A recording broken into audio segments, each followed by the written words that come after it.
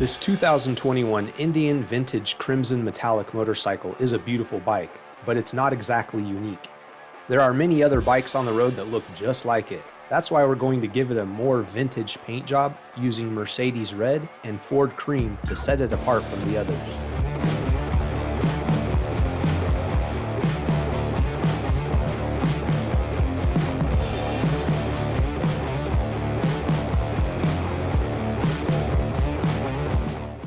The finished product is a truly unique and stunning motorcycle.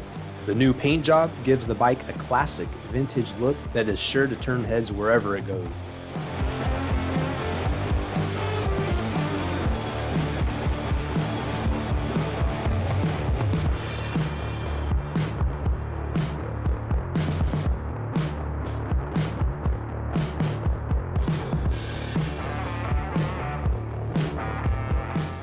And with its bad to the bone 111 cubic inch engine, this bike is as powerful as it is beautiful.